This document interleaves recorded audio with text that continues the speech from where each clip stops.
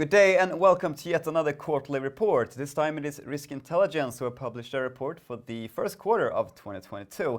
And with me today on link to comment on the report, I have Hans Tino Hansen, CEO. It's good to see you again, Hans. Yeah, thank you, and good to be here again. Recurring revenue increases, this time landing on around 16.3 million in Danish currency. This is in comparison to 13.7 during March 2021. Revenue slightly decreased, however, and we got to see an increased loss. How do you view these developments? Yeah, of course, it's always the best to have increasing revenue and growth in every quarter. However, this quarter we saw, which is for us the most important, that we had an increase in our recurring revenue, which is our core business. And we had a significant decrease in our advisory services. That's our consulting arm. This is because that we had a big project in Q1 2021, while we didn't have it in 2022.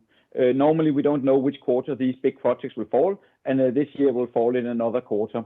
So this is the main reason. If we had the same size project this year, we would have a growth of 5% instead of a decrease of 7%. The slightly higher churn rate than usual continues from Q4, but your net revenue retention rate is still at 105%. How do you explain this result? Yeah, one of our core approaches is selling more to our clients, and this is actually a result of this. You could call it sales strategy or account strategy. And which means that after we actually had some churn, we actually ended at 105, and we ended up at 115 for 2021 compared to 2020, which means in essence that we are selling more to our existing customers, even if we lose some along the way. So the total is still increasing, you mean? Yes. I see. New license agreement for land risk logistics as well, with monitoring services ESOES. Who are they, and what does this mean for the product? It's a security. It's a monitoring company. They do monitoring of trucking mainly, and they are using our product to support their operations. We were lucky to almost sign them before the war, and so they had taken the decision prior to the war and had to go through the hoops in administration and so on before they could sign. But luckily we got them on board prior to the war, which is very satisfying. And speaking of the war, it was impossible to miss when it broke out during the quarter. We're talking, of course, about Ukraine.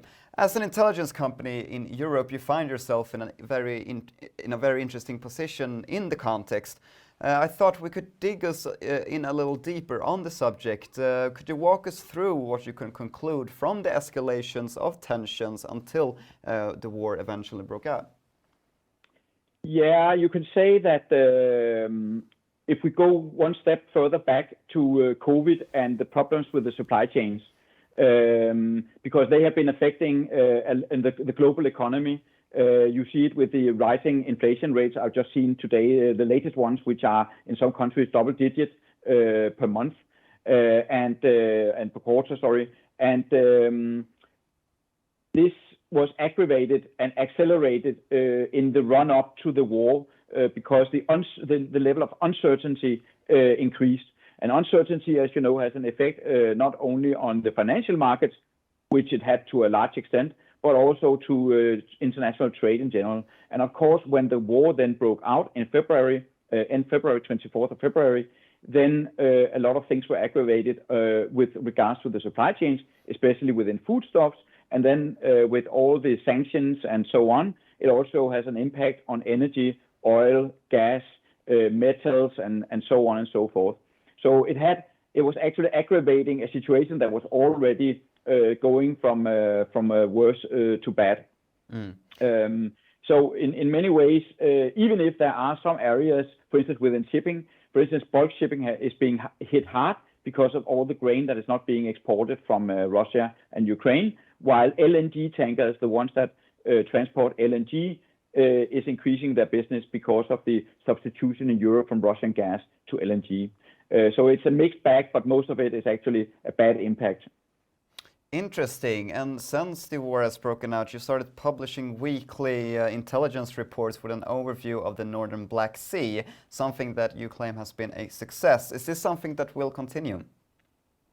It was obviously a success in March and will continue to be so for some time as long as the war is going on. It will also be used by our clients in the period between the war ends and the ports are being cleared.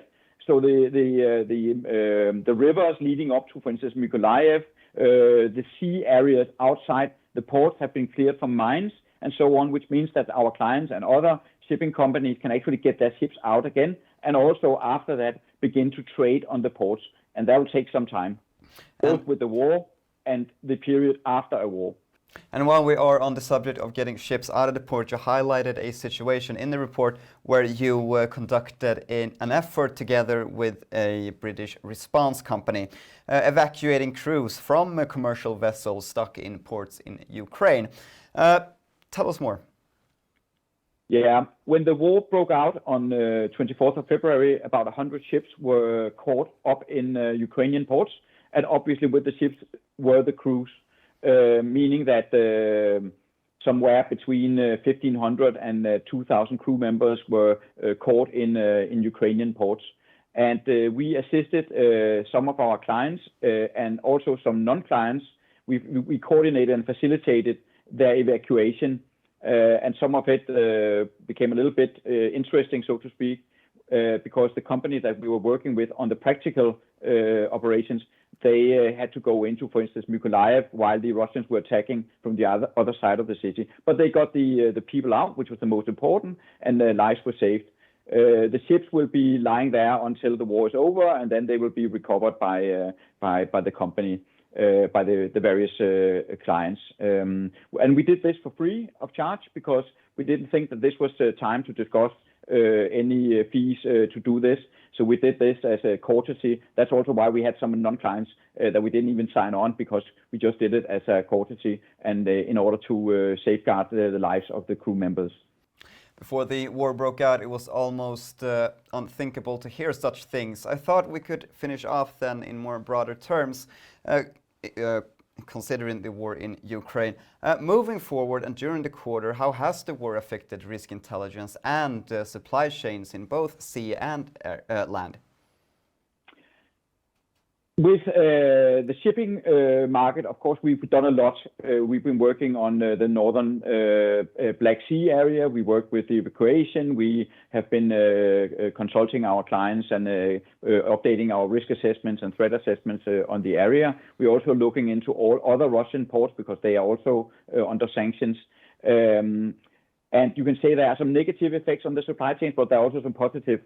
I mentioned bulk being negative and LNG being positive. So all in all, our maritime business has not been affected. Unfortunately, the dialogue we've had with a number of logistics companies and other companies with landless logistics have basically been put on hold for the time. Some of them had a lot of trucks that got stuck inside Ukraine and so on, and obviously they needed to deal with these issues and not discussing having a new subscription to a new solution. So that's one of the effects. So on shipping side, the maritime side, we are doing as planned, and on the land-based logistics side, it goes slower than hoped for, but there is actually, unfortunately, a reason for that. Hans Tino Hansen, that was all my questions, but I thank you very much for your time and wish both you and Risk Intelligence good luck in the future. Thank you very much, and thank you for inviting me today.